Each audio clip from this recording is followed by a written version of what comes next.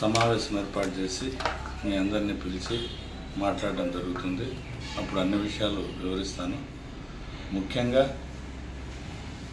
కార్యకర్తలు, ప్రజలు ఇచ్చిన సలహాల మేరకు, సూచనల మేరకు వాళ్ళ అభిప్రాయాలను గౌరవిస్తూ వారి మనోభావాలకు అనుగుణంగా నడుచుకోవడంలో భాగంగా ఈ నిర్ణయం తీసుకోవడం జరిగింది.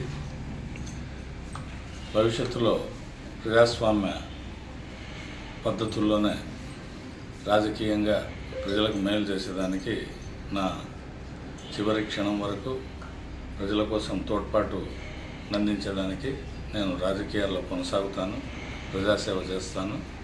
అది ఏ విధంగా అనేది ప్రజలతో మాట్లాడే వాళ్ళ ఆలోచనలకు అనుగుణంగా నిర్ణయం తీసుకోవడం జరుగుతుంది. మీకు తెలియజేస్తాను. రాజీనామా లేఖను ఎవరికి పంపించినారు, ఎలా పంపించారు, ఎప్పుడు పంపించారు? ఈరోజు ఉదయం పార్టీ జాతీయ అధ్యక్షుడు పంపించాను. ఎందువల్ల తెలుగుదేశం పార్టీ రాజీనామా చేసేసాము? కూర్చొని మాట్లాడదాము.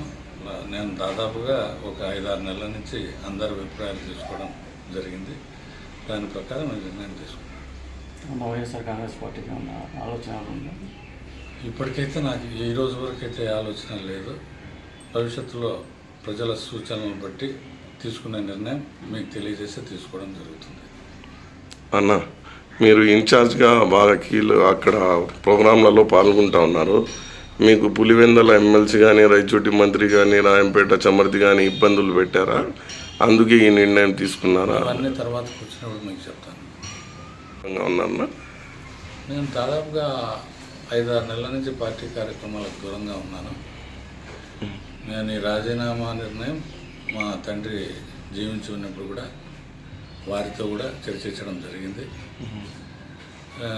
ఈ రాజీనామాకు వారి అనుమతి కూడా ఉన్నట్లే భావించవచ్చు.